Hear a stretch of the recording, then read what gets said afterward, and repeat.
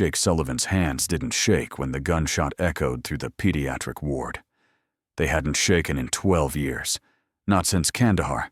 Not since he promised his dying wife he'd keep their son safe. Not even when the oncologist said Connor had 6 months left. 347 nights he'd sat in that plastic chair, watching his 8-year-old sleep between chemo rounds. Other fathers ran when they heard the intruder screaming for morphine, when the nurse hit the floor, when desperate footsteps stormed closer to the children's rooms. But Jake stood up slowly, his body remembering things his mind had buried. The question wasn't whether he could still disarm a man with a loaded weapon. The question was whether the father who'd sworn to leave violence behind could stay hidden when his son's room was next. The fluorescent lights in Ward 7 hummed their 2 in the morning song, a frequency Jake had memorized somewhere between night 200 and night 250. He knew which bulb flickered above the medication cart, which floor tile squeaked near the elevator, which nurse wore soft-soled shoes that whispered instead of clicked. These details mattered when you couldn't sleep, when your whole world had shrunk to 20 by 15 feet of sanitized hospital room and the rise and fall of a small chest beneath a Star Wars blanket. Connor's breathing had changed over the months, shallower now, each inhale a conscious effort rather than the automatic rhythm of a healthy child. The machines tracked it all: oxygen saturation, heart rate, blood pressure, reducing his son's fight for life into numbers on a screen that Jake checked more often than the nurses did. He'd been reaching for the water pitcher when he heard the glass shatter down the corridor, not the clean break of something dropped by accident, the aggressive smash of something destroyed on purpose. His hand froze mid-reach, every nerve ending suddenly awake in a way they hadn't been since he'd traded his rifle for a warehouse forklift license. The night shift was always quiet. St. Joseph Hospital kept the pediatric oncology ward peaceful after 9, dimming lights, speaking in hushed tones, respecting the exhausted sleep of children whose bodies fought battles they were too young to understand. The security guard, an older man named Dennis, who brought Jake coffee and never asked questions, made his rounds every 40 minutes like clockwork. Jake had noticed. Old habits. But Dennis wasn't in the hallway now, and that sound, that particular cascade of breaking glass, came from the medication room at the far end of the ward. Jake moved to Connor's bedside, checking the IV line, adjusting the blanket with hands that had learned gentleness through necessity. His son's face held that translucent quality that came with months of chemotherapy, the kind of paleness that made the blue veins visible beneath his temples. 8 years old, and he looked like a ghost of himself. Jake touched his forehead, cool, dry, then straightened. Through the narrow window in the door, he could see into the hallway. Empty. The nurse's station sat abandoned, coffee cups still steaming on the counter. Someone had left in a hurry. Another sound. Not breaking this time. Shouting. Male voice, rough with desperation.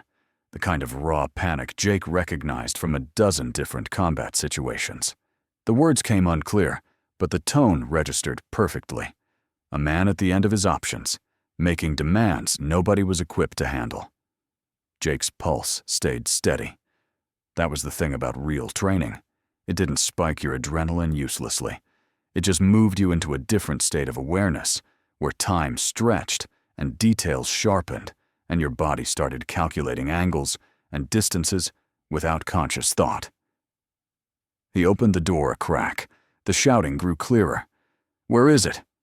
Where's the fucking morphine?" A woman's voice, trying for calm and missing by miles. "Sir, please." "We can't." "Don't tell me what you can't do. I need it now." The sound of something metal hitting the floor, then footsteps, heavy, uneven, combat boots from the rhythm of them, moving closer to the nurse's station. Jake had 3 choices.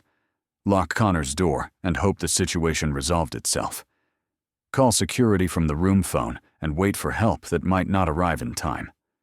Or step into the hallway and assess the threat level firsthand. His son stirred behind him, A small sound of discomfort. The morphine pump beeped. Connor's pain medication, delivered on schedule every 4 hours. In 20 minutes, he'd need his anti-nausea injection. In an hour, the night nurse would need to check his port. And beyond that door, someone desperate enough to break into a hospital's medication room wasn't going to stop because a security guard asked nicely. Jake checked Connor one more time. Still sleeping, small fingers curled against his palm even in unconsciousness. The boy had stopped asking when he could go home. That had been the hardest part, watching hope drain from those eyes and get replaced with a tired acceptance no child should carry. He kissed his son's forehead, tasting salt and antiseptic, then slipped into the hallway. The pediatric ward formed a U-shape around the nurse's station. 6 rooms on each side, the medication room at the far end, a small pantry and supply closet near the elevator. Strategic positioning, his military brain noted automatically. Limited exits, long sight lines, nowhere to hide if someone started shooting. The intruder stood near the medication cart, his back to Jake. Medium build, mid-20s to early 30s, dressed in jeans and a field jacket that had seen better days. One hand gripped a semi-automatic pistol. Jake's mind cataloged it instantly. Glock 19, standard civilian carry, while the other pawed through drawers with increasing frustration. Nurse Diane Carter, who'd worked this ward for 30 years and knew every child's favorite color, stood pressed against the wall with her hands raised. Her face held that particular kind of fear that came from understanding exactly how bad things could get. Next to her, a younger nurse Jake didn't recognize was crying silently, mascara running down her cheeks. The intruder spun around, pistol tracking across the hallway, and Jake saw his face clearly for the first time. Hollow-eyed, unshaven, skin pale beneath what looked like a week without sleep. But more than that, Jake saw the tremor in his gun hand, the way his shoulders hunched forward, the specific kind of exhaustion that came from fighting a war that never ended even after you came home. Their eyes met across 30 feet of linoleum flooring. The man's gun wavered, just slightly, a fraction of an inch that most people wouldn't notice, but Jake read like a headline. Unpracticed grip, uncertain stance, finger on the trigger when it should be indexed along the guard. Dangerous not because he was skilled, but because he was desperate and scared. You need to go back to your room. The words came out rough, slurred at the edges. Go back now. Jake raised his hands slowly, keeping them visible.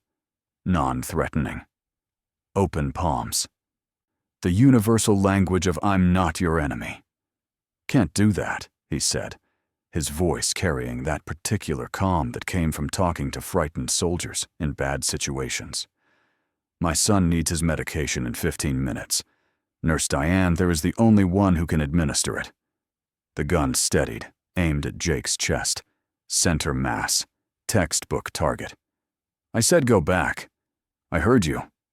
Jake took one step forward. Small, deliberate, testing. But here's the thing. You're not going to shoot me. You don't want to hurt anyone. You just want the drugs and you want to leave. You don't know what I want. But the gun dropped an inch. Enough. Afghanistan or Iraq? Jake asked quietly. The intruder's face changed. Recognition flickered across it. That instant understanding between people who'd shared the same hell, even if they'd never met before. What? You served. I can tell. The way you're standing, the boots, that specific look in your eyes. Jake took another step. Afghanistan or Iraq? Afghanistan. The word came out like a confession. 2 tours. Helmand Province. Hard place. Jake nodded. I did 3 in Kandahar. Army Rangers. Medical evac mostly. But we saw our share. The gun wavered again. Behind the intruder, Diane caught Jake's eye. She understood what he was doing. Buying time, building connection, turning a hostage situation into something else. Something human. What's your name? Jake asked. Ray. He said it automatically, then seemed to realize his mistake. "Ray Porter." "Ray, I'm Jake, and I need you to understand something." Another step. 20 feet now. "Whatever you're going through, whatever brought you here tonight, there's another way to handle it." "You don't know shit about what I'm going through." Ray's voice cracked. "You have no fucking idea. Try me." For a long moment, Ray just stared at him. Then, like a dam breaking, the words tumbled out.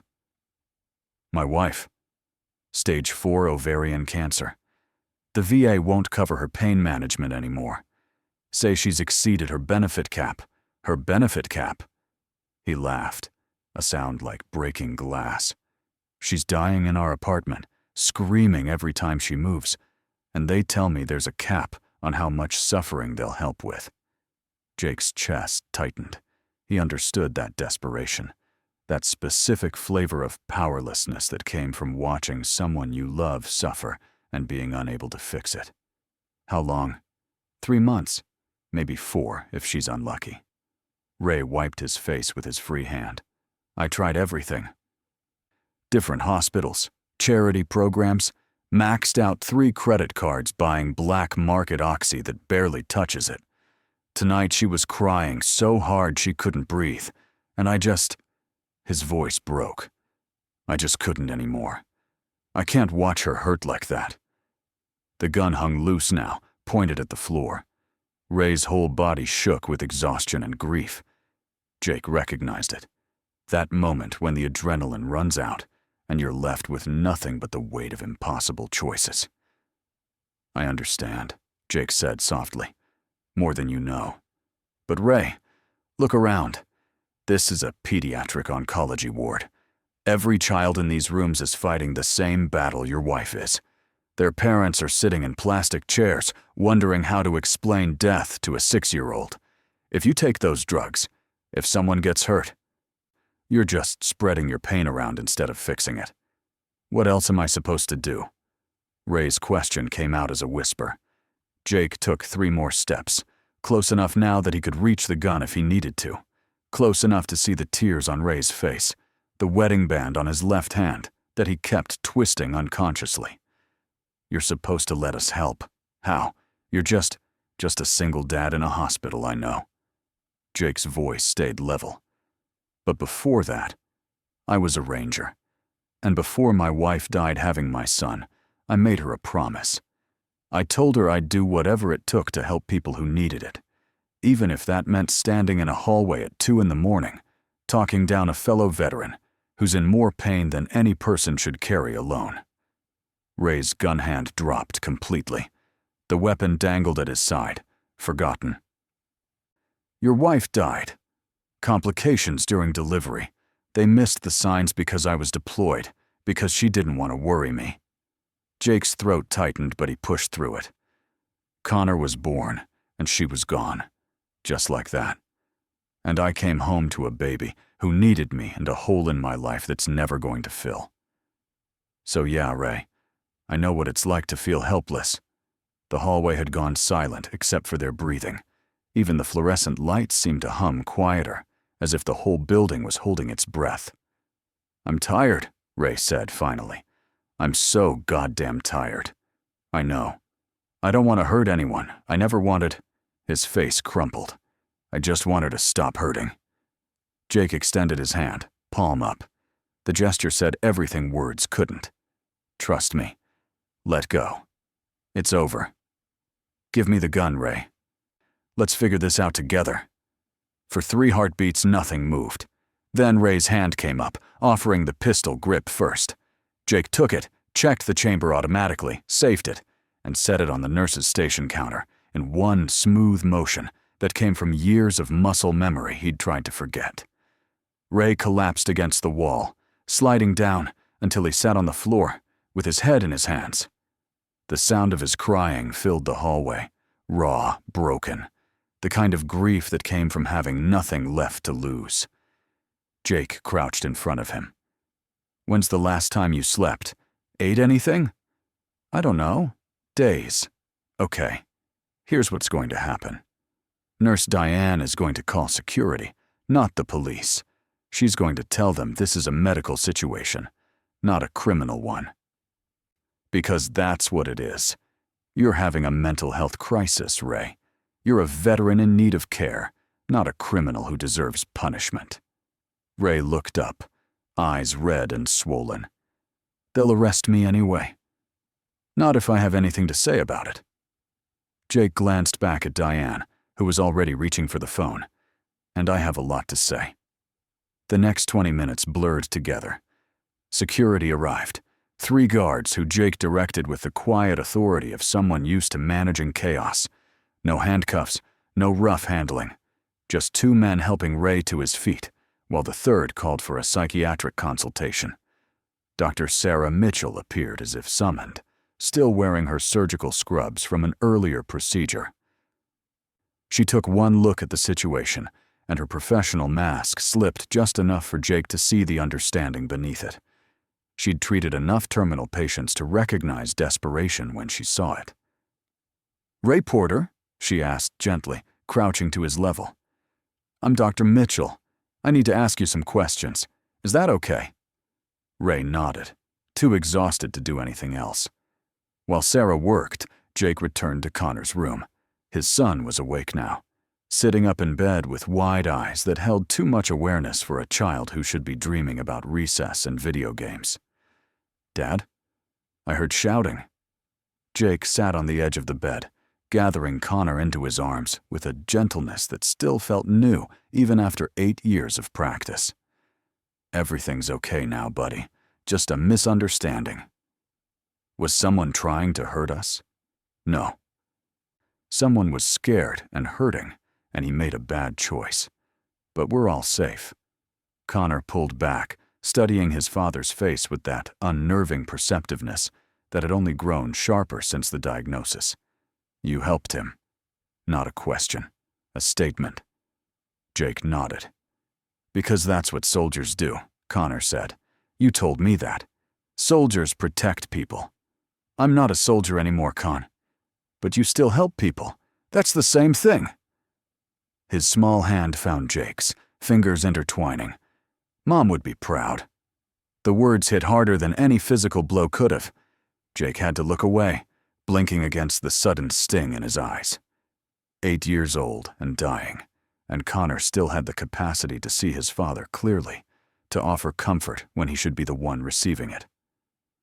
"Get some rest," Jake managed. "Big day tomorrow. Dr. Mitchell wants to try that new anti-nausea medication." Connor made a face. "More pills?" "More pills. But maybe these ones will taste like something other than battery acid." A small laugh, weak but genuine. Connor settled back against his pillows, and Jake adjusted the blankets, checked the IV line, pressed the call button to let Diane know they needed the scheduled medication.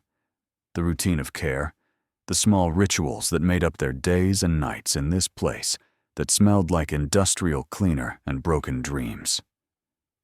Diane appeared in the doorway, efficient and unshakable, despite everything that had just happened. She administered Connor's injection, checked his vitals, made notes on the computer that sat on a rolling cart. When she finished, she paused at the door. "That was incredibly brave," she said quietly. "Or incredibly stupid. I'm still deciding which." Jake managed a tired smile. "Can it be both? With you?" "Usually." She hesitated, then added, "Dr. Mitchell wants to see you when you have a moment. She's in her office."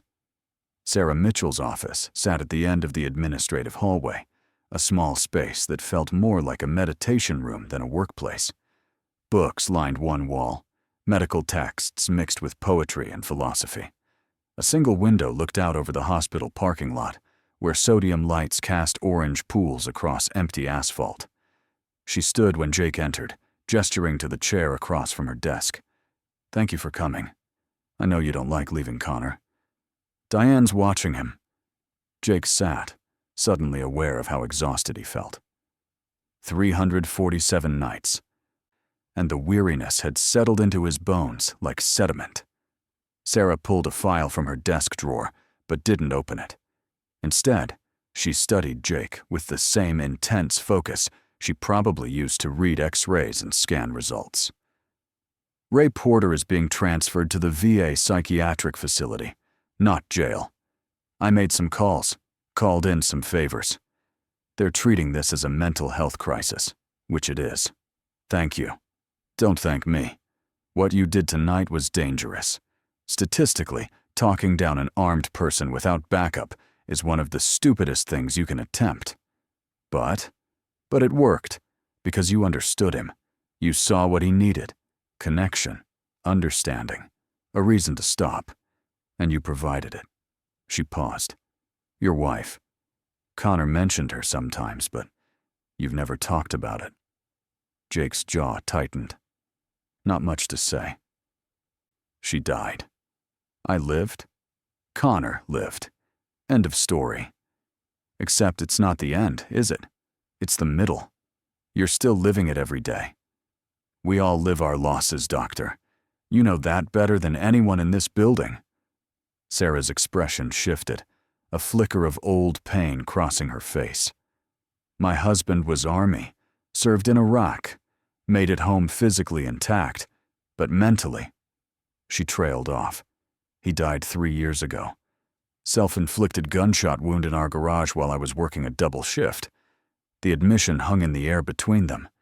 Jake had suspected. The way she moved through the hospital with purpose, but without joy. The absence of a wedding ring despite the tan line on her finger. The understanding in her eyes when parents broke down in her office. But hearing it confirmed was different. I'm sorry, he said. Me too. I'm sorry for Ray Porter's wife, dying in pain because bureaucracy values money over mercy. I'm sorry for Connor, who deserves to grow up and play baseball and fall in love and have his own children someday. I'm sorry for you, carrying the weight of being both parents while watching your son die by inches. She opened the file now, but Jake noticed her hands were shaking slightly. Ray's wife, her name is Patricia. Stage 4 ovarian cancer, prognosis 3 to 6 months. The VA denied her appeal for extended pain management coverage last week. Can anything be done? I made some calls tonight. Advocacy groups, compassionate care programs, a few colleagues who specialize in palliative oncology. Sarah met his eyes. She'll get the care she needs, not because the system suddenly grew a conscience, but because sometimes people can make the system bend. Jake felt something loosen in his chest, a pressure he hadn't realized he was carrying. Why are you telling me this? Because you saved Ray's life tonight, not by taking his gun. That was just tactics. You saved him by showing him that his pain mattered, that someone understood, that he wasn't alone. She closed the file. I thought you should know that his pain mattered enough for me to spend 3 hours on the phone calling in every favor I've accumulated over 15 years in oncology. You did more than I could have. You gave him reason to hope. I gave him logistics. We both did what we were trained to do. Sarah stood, signaling the end of the conversation. Connor's numbers this morning were slightly better. Not significantly, but enough to notice. We'll run more tests tomorrow. Jake stood too, recognizing the careful way she delivered that information. Better meant less pain. Better meant maybe another week, another month, another birthday. Better meant nothing and everything at once. Thank you, he said, for all of it. Thank Ray. He reminded me why I took this job, to help people who are suffering. Somewhere along the way, I forgot that suffering doesn't respect insurance protocols or bureaucratic policies. Sometimes it just needs human compassion. Walking back through the empty hallways, Jake thought about what Sarah had said. Ray Porter, desperate and broken, had forced a crisis that became a reminder. Sometimes the worst moments revealed what mattered most, not rules or systems, but people choosing to help each other despite everything.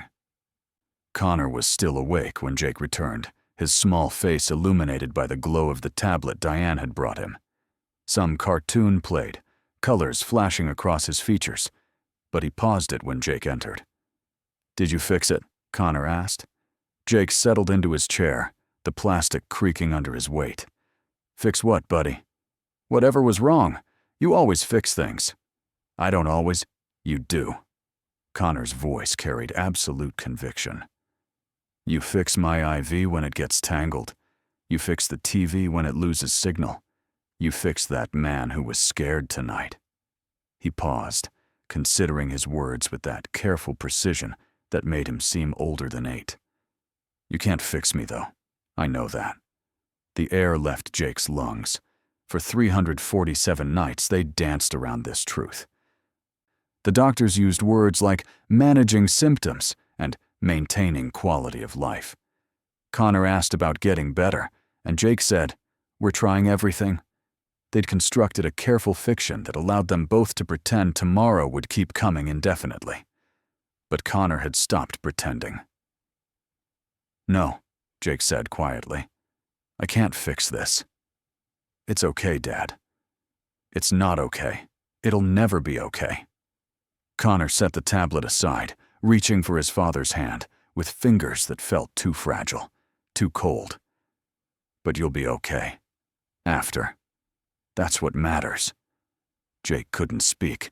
His throat had closed completely, strangled by grief and love, and the terrible injustice of a child comforting his parent about the child's own death.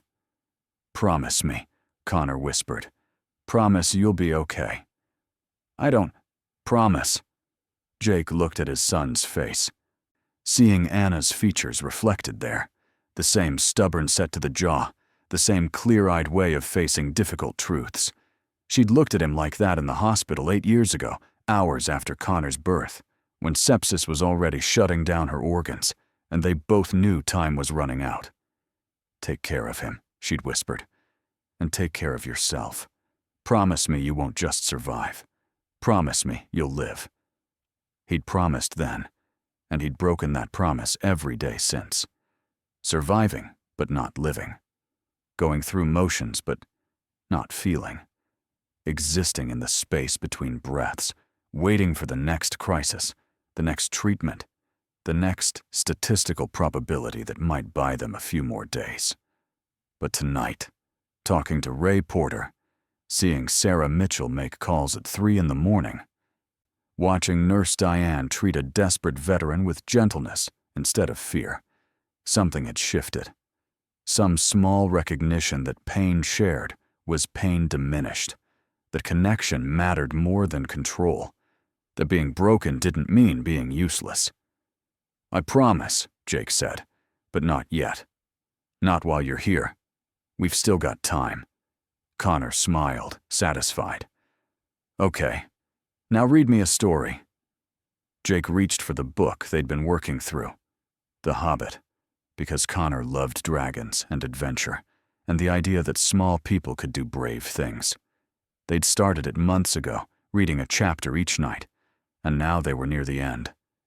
Bilbo was heading home, forever changed by his journey, carrying scars and treasures and memories of friends lost along the way. Jake read until Connor's breathing evened out, until sleep claimed him with the medication's gentle pull. Then he set the book aside and sat in the darkness, listening to machines beep and hiss, watching his son's chest rise and fall. 348 nights, he thought, and counting. Outside the window, dawn was beginning to break. Pale light filtered through the blinds, painting stripes across the linoleum floor. Somewhere in this building, Ray Porter was getting the help he needed. Patricia Porter would receive the care that bureaucracy had denied her. Sarah Mitchell was probably still in her office, making more calls, bending more systems, choosing compassion over policy. And here, in this small room that smelled like antiseptic and hope, Jake sat vigil over a child who'd taught him more about courage than 3 tours in Afghanistan ever had. The door opened softly. Diane appeared with coffee, setting it on the bedside table without a word. She checked Connor's vitals, made her notes, then paused at the door like she had something to say. "My son died 20 years ago," she said quietly. "Leukemia. He was 6. Jake looked up, startled. In all their months here, Diane had never mentioned her own loss. Every shift, I tell myself I'm helping these children, these families. But really, she smiled, sad, but real. I'm helping him, helping the family we were, making sure no parent feels as alone as I did. Does it get easier? No. But you get stronger. Or maybe you just learn to carry the weight better. She touched the doorframe, a gesture that seemed unconscious. What you did tonight, talking to that young man, showing him kindness when he expected judgment. That's the kind of strength I mean. Not the ability to fix things, the ability to sit with broken things and not turn away.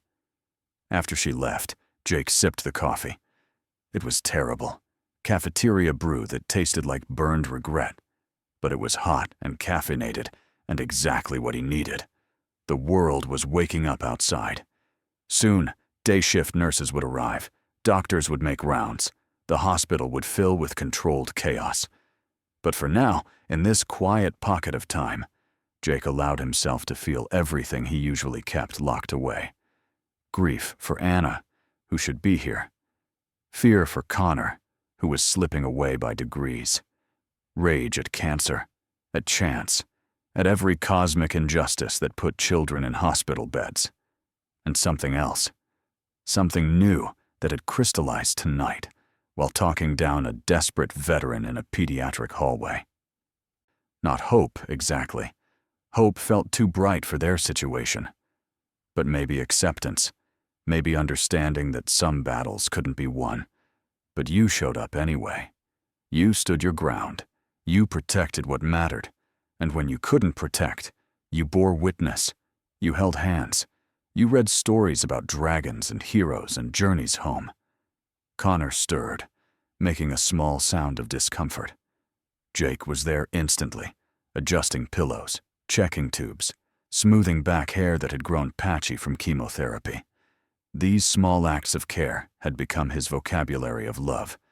He couldn't give his son more time, couldn't promise tomorrow or next week or graduation or wedding days. But he could give him this: presence, attention, the absolute certainty that he wasn't alone. "Dad?" Connor's voice came rough with sleep and medication. "Right here. Buddy?" The man from last night.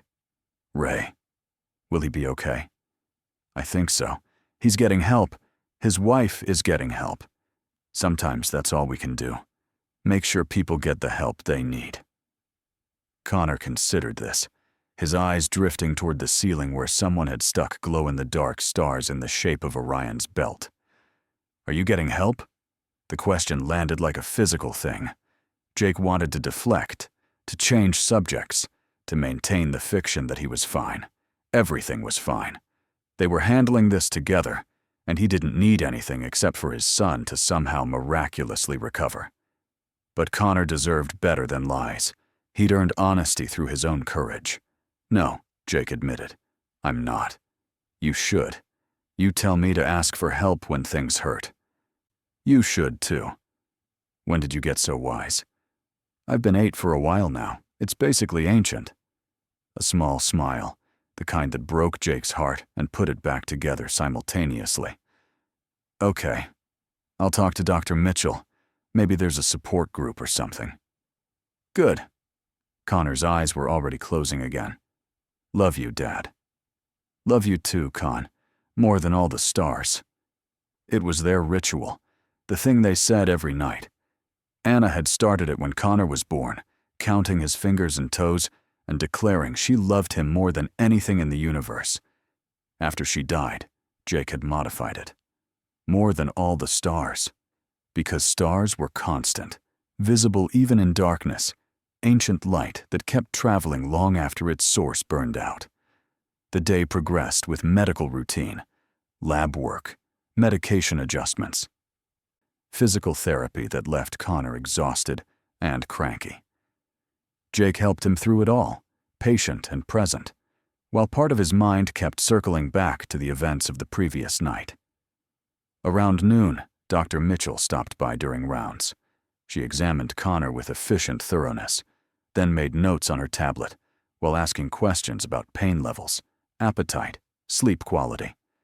When she finished, she nodded to Jake. "Walk with me?" They left Connor with a volunteer reader, an elderly woman named Margaret, who did voices for different characters and made even medical terminology sound like poetry.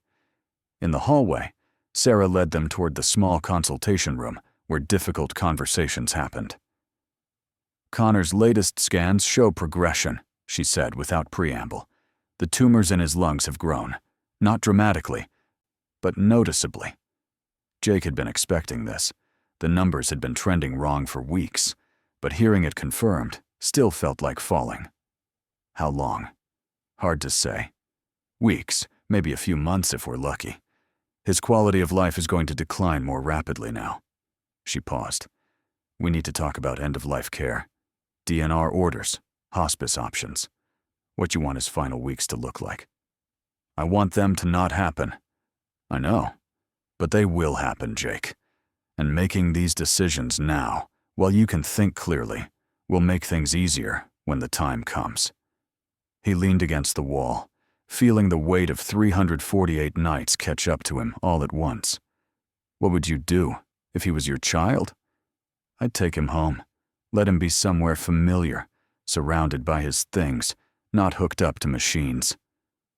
I'd make sure he was comfortable, pain-free, and I'd spend every moment I could just being with him." Sarah's voice wavered slightly. "That's what I did with my husband at the end. Not cancer, but the principle's the same. Sometimes the best medicine is just presence. He's afraid of leaving me alone. Of course he is. You're his whole world. He's watched you sacrifice everything for him. Your career, your social life, any chance at moving forward with your grief. Children see more than we think." She moved closer. "What are you afraid of?" The question unlocked something. Jake felt it crack open in his chest, all the things he'd kept contained, because someone had to stay strong. Someone had to be the adult. Someone had to make sure the bills got paid, and the medications got administered, and the teddy bear with the missing eye stayed on the pillow where Connor needed it. "I'm afraid that when he's gone, I won't remember what it was like before.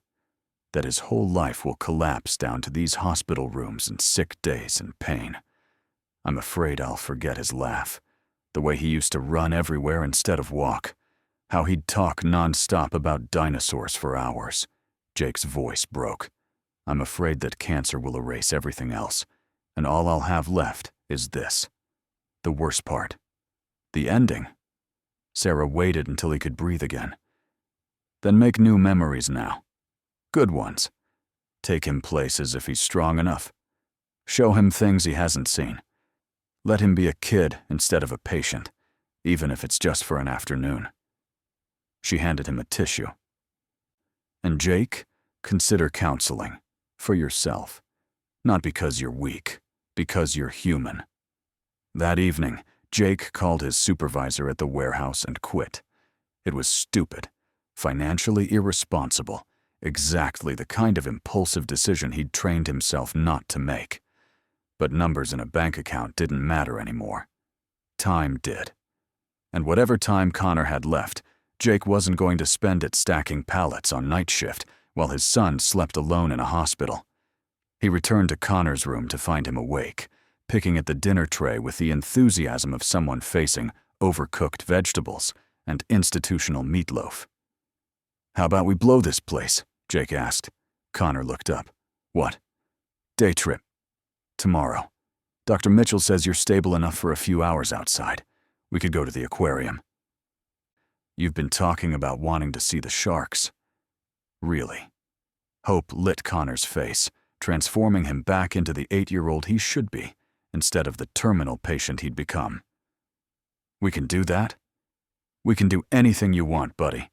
Well, anything that doesn't involve jumping out of planes or swimming with actual sharks. But the aquarium? That's happening." Connor laughed, a real laugh that reminded Jake why any of this mattered. They spent the evening planning. What time to leave, what to see first, whether the gift shop would have those stuffed whale sharks Connor collected. Small details that meant everything when you couldn't plan beyond tomorrow. The next morning, Jake helped Connor dress in real clothes instead of hospital gowns, jeans that had gotten too big, a t-shirt featuring cartoon dinosaurs, sneakers that Connor insisted on tying himself even though his fingers shook with effort. These tiny victories of normal life felt monumental.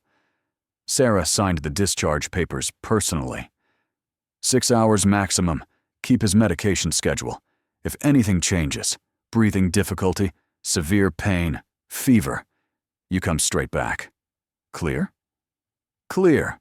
They took a taxi because Jake's ancient pickup truck had died 2 months ago, and he hadn't bothered replacing it. Connor pressed his face against the window, watching the city slide past with wide eyes. How long since he'd seen anything besides hospital walls? The aquarium at midday was surprisingly quiet, mostly school groups and tourists. Jake paid for their tickets, declined the map. They'd figure it out as they went, and followed Connor's lead. They started with the kelp forest, watching leopard sharks glide through artificial currents, while Connor read every placard aloud. Then the jellyfish exhibit, where bioluminescent creatures pulsed like alien hearts in darkened tanks. Connor stood transfixed, his hand finding Jake's automatically. "They're so peaceful," Connor whispered. "They don't have brains," Jake read from the placard. "Just nerve nets. They don't think or worry. They just exist." That sounds nice. They moved through exhibits slowly, taking breaks when Connor got tired, sitting on benches while other families rushed past. At the touch pool, Connor rolled up his sleeve and carefully stroked a bat ray's velvety back, squealing when it swam under his fingers. Jake took photos on his phone, dozens of them, trying to capture every expression, every moment of joy that punched through the exhaustion. The shark tunnel was the finale. They stood on the moving walkway while giant fish glided overhead, separated only by thick acrylic. Connor tilted his head back, watching a hammerhead make its circuit. "Do you think they know they're in a tank?" Connor asked. "Or do they think this is the whole ocean?" "I don't know. What do you think?" Connor was quiet for a long moment. "I think maybe it doesn't matter. If they're safe and fed and not hurting, maybe a small ocean is okay." Jake looked at his son, seeing the metaphor for what it was. Connor's world had shrunk to hospital rooms and treatment plants, but he was finding peace in that smallness, not giving up, not surrendering, just accepting the boundaries of his reality and making the best of the space within them. "Yeah," Jake managed. "Maybe it is." They got lunch at the aquarium cafe, chicken nuggets and French fries that Connor picked at without really eating. Then the gift shop, where Jake let him choose 3 stuffed animals instead of 1, because tomorrow wasn't guaranteed, and money meant nothing compared to the smile on his son's face. On the taxi ride back, Connor fell asleep against Jake's shoulder, clutching a plush orca and a plastic shark. He looked peaceful, young. The disease faded into the background when sleep smoothed away the pain lines. Jake held him carefully, trying to memorize everything. The weight of him, the smell of chlorine from the touch pool and French fry grease, and the particular scent of childhood that no amount of hospital antiseptic could erase. This moment. This single, perfect moment, where they were just a father and son going home from an outing. Except home was room 7 in the pediatric oncology ward. Home was machines and medications, and the slow countdown nobody wanted to acknowledge. Sarah met them at the door. "Good trip?" "The best," Connor mumbled, half awake. "We saw hammerheads, Dad, and I touched a ray." "I know, buddy. You told me about 17 times. Because it was cool." They got Connor settled, running through vitals and medication schedules, re-establishing the routines that kept him comfortable. He fell asleep quickly, exhausted by 4 hours of normal childhood, clutching his new stuffed orca like a talisman. Jake sat in his chair, looking at the photos on his phone. Connor's face lit up by jellyfish glow. Connor laughing at the penguins. Connor touching the ray with concentrated care.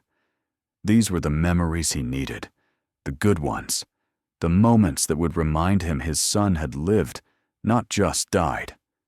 A knock at the door. Ray Porter stood in the hallway, looking cleaned up but still hollow-eyed, still carrying the weight Jake recognized. "They said I could visit for a few minutes," Ray said quietly, "if that's okay." Jake stepped into the hallway, pulling the door mostly closed behind him. "How are you?" "Better. The VA psych team has me on new meds, got me into a support group for vets with PTSD. Ray looked at his hands. "And Patricia, she's in hospice now. Real hospice, with nurses and pain management and dignity, because of what you did, what Dr. Mitchell did. I'm glad. I came to apologize for scaring everyone, for putting kids at risk. For being—" "Stop!" Jake cut him off. "You were desperate. Desperate people make desperate choices. What matters is you got help. You're still here. Your wife has what she needs. Because you saw me. Not as a threat. As a person." Ray's voice cracked. "Nobody's done that in a long time." They stood in silence for a moment. Two men who'd survived wars, only to find the hardest battles waiting at home. "My son is dying," Jake said quietly. 8 years old, and I can't save him. Can't protect him. Can't do anything except hold his hand and make sure he knows he's loved. Some days I understand exactly why you did what you did. The desperation. The rage at a world that keeps taking things from us. How do you not—" Ray trailed off. "Go crazy? Break? Give up?" Jake shrugged. "Some days I do. But then Connor wakes up and asks me to read to him, and I remember that he needs me here. Present. Not drowned in grief or anger, or whatever else I'm feeling. Kids have this way of keeping you honest." Ray nodded slowly. "Patricia does that too. Even now, even when she can barely speak, she's worried about me, making me promise I'll be okay after. Are you going to be? I don't know. Are you?" Jake looked through the door window at Connor, sleeping peacefully with his stuffed orca. "I made him a promise. I'll keep it. One day at a time. One breath at a time. That's all any of us can do." They shook hands before Ray left, a moment of understanding between people who'd survived the worst and were still finding ways to move forward. Not fixed, not healed, but moving. The days blurred together after that. Connor's condition declined in small increments. More pain, less energy, breathing that required supplemental oxygen. They started hospice care at the hospital, transitioning from aggressive treatment to comfort management. No more tests, no more experimental protocols, just morphine and kindness and then time. Jake read to Connor every evening. They finished The Hobbit and started The Lion, The Witch, and The Wardrobe. Connor particularly loved the part where Aslan came back, where death wasn't the end, but a doorway to something else. He made Jake read that chapter 3 times. "Do you think that's real?" Connor asked one night. "That there's something after?" Jake set the book down. "I think love doesn't end just because bodies do. Your mom loved you before you were born, and she loves you still, wherever she is. I'll love you the same way. Before, during, and after. That kind of love doesn't have an off switch." "Good." Connor smiled, small but certain. "Because I'm going to love you forever too, even when I can't hug you anymore." 2 weeks after the aquarium trip, on a Tuesday morning when early snow dusted the parking lot outside, Connor stopped breathing, peacefully in his sleep, with Jake holding his hand. The machines beeped their alarms, but Jake silenced them, knowing what those sounds meant.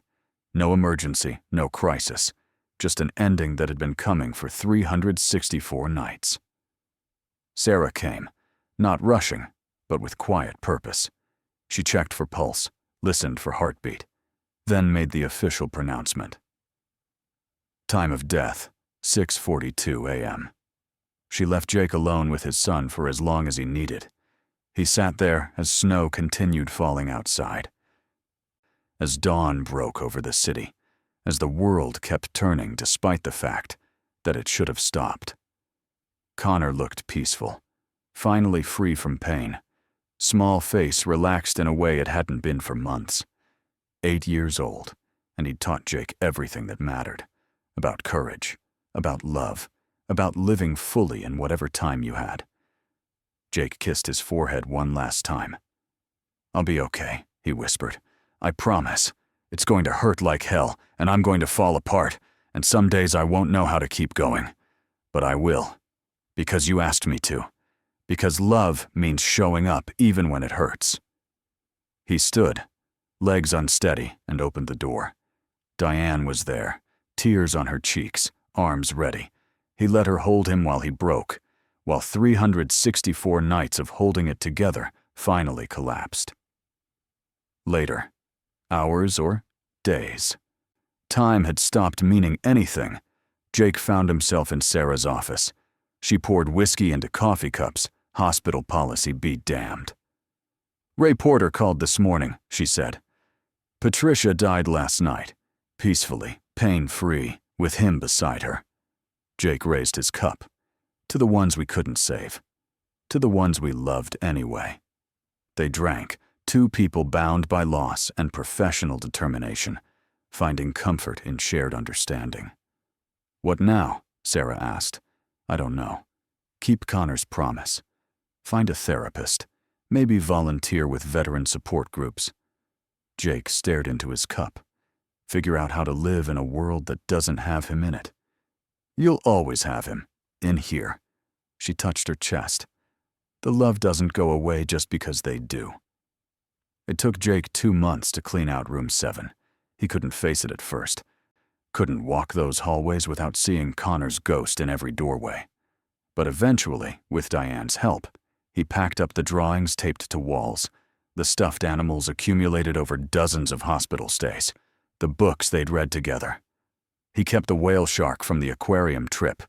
It sat on his dashboard now, in the new used truck he'd bought with Connor's life insurance money. A reminder of one perfect day in a lifetime of imperfect ones. Ray Porter called him sometimes. They met for coffee at a veteran center, 2 men learning to navigate grief together. Ray had started volunteering with hospice programs, using his experience to help other families facing impossible situations, turning his pain into purpose. Jake did something similar. He got trained as a patient advocate, helping families understand their medical options, their rights, how to fight insurance companies that valued profit over people. He thought of it as continuing the work he'd started that night in the hospital hallway, seeing people who needed help and not turning away. It wasn't healing exactly. The wound of losing Connor would never close completely, but scar tissue was forming, the kind that made you stronger, even as it marked you forever. On what would have been Connor's 9th birthday, Jake drove to the coast. He stood on the beach, watching waves crash against rocks, thinking about his son's question at the aquarium. Did the sharks know they were in a tank, or did they think it was the whole ocean? Maybe it didn't matter. Maybe we all lived in tanks of various sizes, limited by our bodies, our circumstances, our mortality. What mattered was what we did with the space we had, how we loved, how we showed up, how we chose presence over despair. Jake pulled out his phone and scrolled to the photos from that last good day. Connor's face glowing with wonder, Connor laughing, Connor touching the ray with careful reverence. "I'm okay," Jake said to the ocean, to the sky, to wherever Connor existed now. "It hurts, every day. But I'm okay. I'm showing up. I'm living, not just surviving." The waves crashed. Seagulls called. The world kept turning. And Jake stood there, broken but present, carrying his son's memory forward into whatever came next. One day at a time. One breath at a time. Loving Connor as fiercely in death as he had in life, because that was what fathers did. They protected what mattered. and love mattered most of all.